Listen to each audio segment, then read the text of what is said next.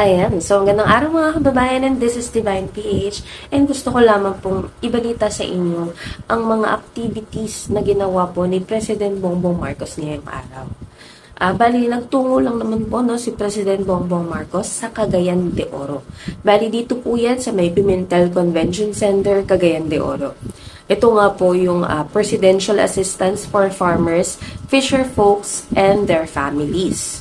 So, yan nga po, namahagi po si President Bongbong Marcos ng 10,000 pesos na cash assistance po para po dito sa ating mga magsasaka, sa mga mangingisda at sa kanila pong pamilya.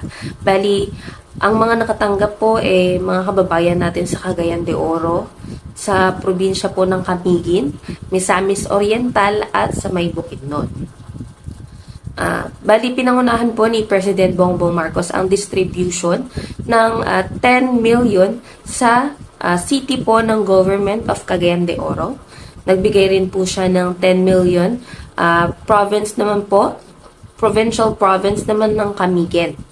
At nagbigay po siya ng 50 million pesos para naman po sa government ng provincial government ng Misamis Oriental. At nagbigay po siya ng another 50 million para naman po ito sa provincial government ng Bukidnon.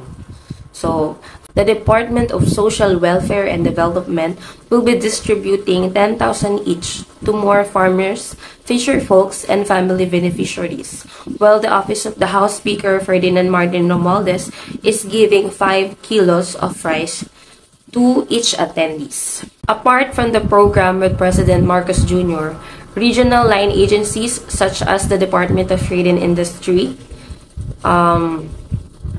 Technical Education and Skills Development Authority, Department of Labor and Employment, and Department of Health are set to distribute assistance to their respective beneficiaries.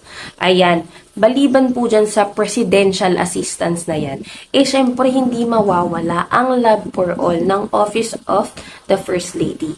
At syempre, ganun din po ang Bagong Pilipinas ng kay House Speaker naman po yan, Martin Romualdez.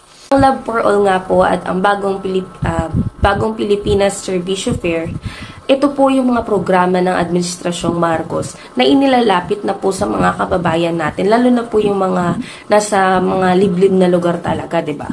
Para po mapakinabangan nila yung iba't ibang programa po ng pamahalaan. Nga po sa mga programa po ng hatid po, ilan sa mga programa po na hatid ng Bagong Pilipinas Servicio Fair ay ang Love for All.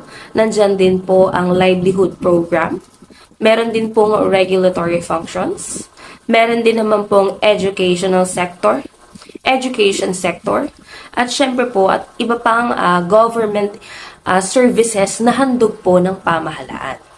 So yan, kung makikita nyo po dyan, yan po yung mga dumalo dyan sa may Del Convention Center. So makikita nyo po sobrang daming tao talaga na umattend, para po, ayan, makikita nyo po mga kababayan, sobrang dami po ng mga kababayan nating Pilipino dyan sa Cagayan de Oro ang umattend dito po sa event nga po ito ng pamahalaan.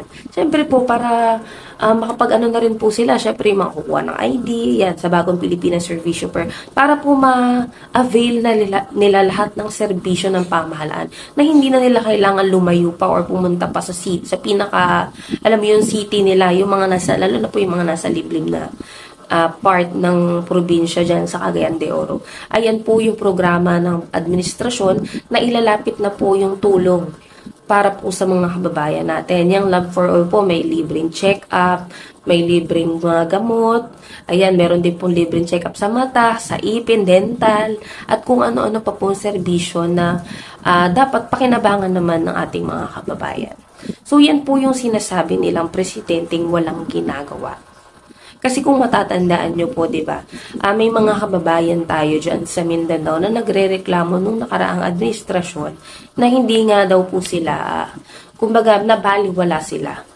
hindi sila nabigyan ng pansin. Pero ito po sa administrasyon ni President Bongbong Marcos, wala pong maiiwan. Lahat po tayo priority ni President BBM.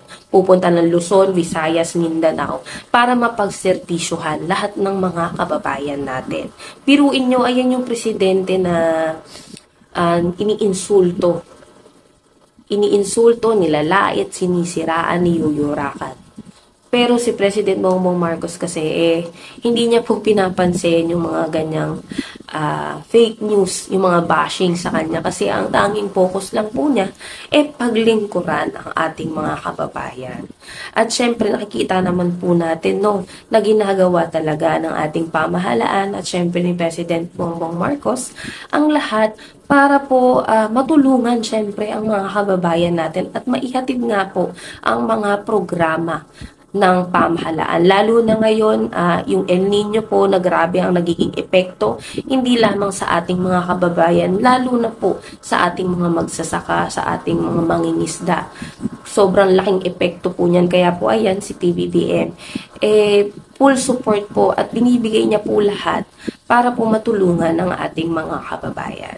So, yun lamang po mga kababayan and maraming salamat po sa inyong lahat. Huwag niyo pong kalimutang mag-like, mag-subscribe, and syempre, i-share niyo na po ang video na ito para marami pa po tayong mga kababayan ang maging aware sa ginagawa po ng administrasyon. So, yun lamang po. Sa paglimot sa pagod para lang makausap at mabigyan ang nararapat na serbisyo ang mga nangangailangan. The Republic, President Bongbong Marcos and his administration, what we believe is the right thing to do. He is bringing government closer to the government. Sa aming pananalitang Bisaya, sinasabi po natin, Mr. President, President Bongbong Marcos, Sir, and the rest of your team, we welcome you to the city of Golden Principe. We welcome the services that you are bringing to our people. We welcome the national government support to the city in facing its current challenges.